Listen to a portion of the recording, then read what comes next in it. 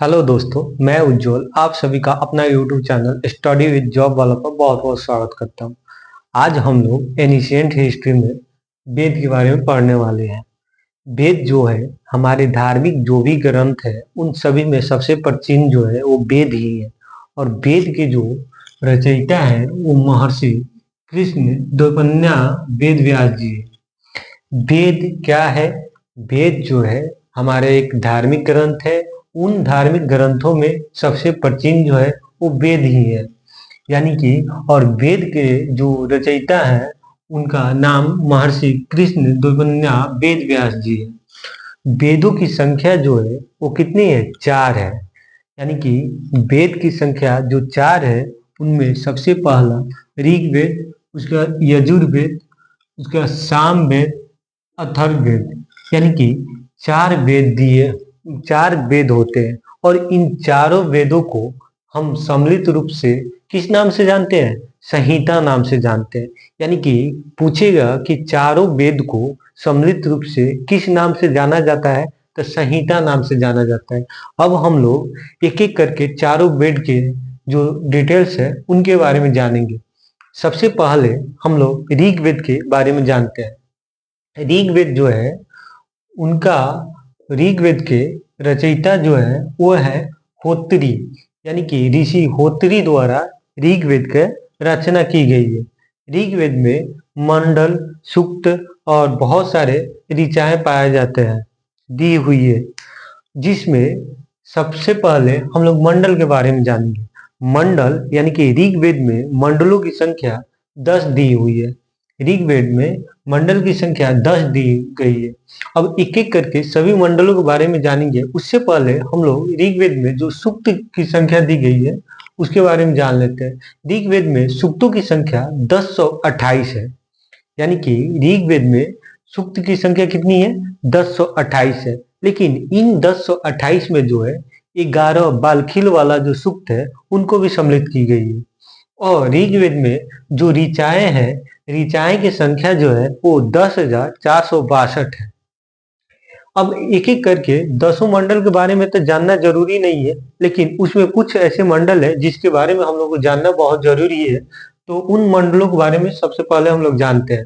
तो सबसे पहला जो मंडल है जिसके बारे में हम लोग को जानना जरूरी है वो है ऋग्वेद के तीसरा मंडल। यानी कि ऋग्वेद के जो तीसरा मंडल है उसमें सूर्य देवता सावित्री को समर्पित प्रसिद्ध गायत्री मंत्र दी गई है। क्योंकि क्यों तीसरा मंडल को जानना जरूरी है? क्योंकि ऋग्वेद में गायत्री मंत्र मंत्र क्यों दिया गया है? यानी कि सूर्य देवता जो सावित्री है उनके समर्पित गायत्री मंत्र को ऋग्वेद के तीसरा मंडल में दिया गया है। अब देखते हैं ऋग्वेद के 8वां मंडल। ऋग्वेद के जो 8वां मंडल है उसमें का जो हस्तलिखित ऋचाएं हैं उनको खील नाम से जाना जाता है। ठीक है। उसके बाद ऋग्वेद के 9वें मंडल। ऋग्वेद का जो 9वां मंडल है उसमें देवता सोम का उल्लेख है। ऋग्वेद के किस मंडल में देवता सोम का उल्लेख है? तो 9वें मंडल में। अब आते हैं ऋग्वेद के सबसे इम्पोर्टेंट जो मंडल है वो है 10वां मंडल। क्यों इम्पोर्टेंट है? क्योंकि ऋग्वेद के 10वां मंडल में ही पुरुष सूक्त के दिया गया है। पुरुष सूक्त में ही सबसे पहले चतुष्वर्णीय जो हमारे समाज है उसके बारे में बताया गया है। पुरुष सूक्त में ही बताया गया है कि जो ब्राह्मण है वो महापुरुष के मुख से, और क्षत्रिय जो है महापुरुष के भुजा से, और वैश्य वैश्य जो होते हैं वो महापुरुष के जांघों से, और शूद्र जो है वो महापुरुष के चरणों से उत्पन्न हुई है। ऐसा ऋग्वेद के 10वें मंडल के पुरुष सूक्त में बताया गया है।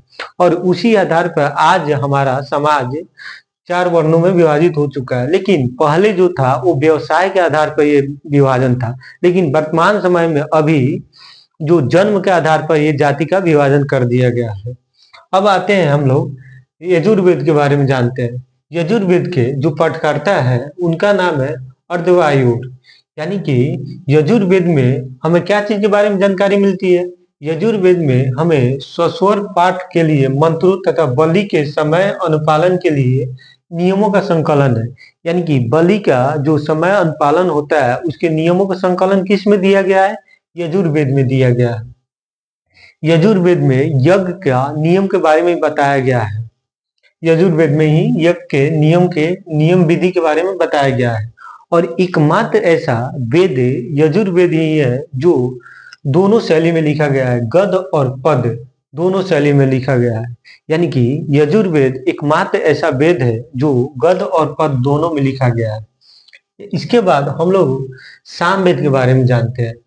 सामवेद यानी कि सामवेद के जो रचयिता है या पाठकर्ता बोले उनका नाम है उदात्री। सामवेद के पाठकर्ता का नाम क्या है? उदात्री। भारतीय जो संगीत है उसके जनक हम लोग सामवेद को ही मानते हैं। यानी कि जो भारतीय संगीत कला को आज देखा जाता है उसके प्रारंभ कब से हो गया है? यानी कि ऋग वैदिक काल में ही हो गया है। वैदिक काल में ही हो गया है। वैदिक काल के जो साम वेद है, वैदिक काल के समय का जो साम वेद है उसमें भारतीय संगीत कला के बारे में बताया गया है। यानी कि संगीत का जो जन्म है वो साम वेद से ही हुई है। अब आते हैं हम लोग अथर्ववेद के। अथर्ववेद में जो है कितने मंत्रों की संख्या 731 दी गई है। अथर्ववेद में मंत्रों की संख्या 731 है और इसमें पद जो है पद की संख्या 6000 है।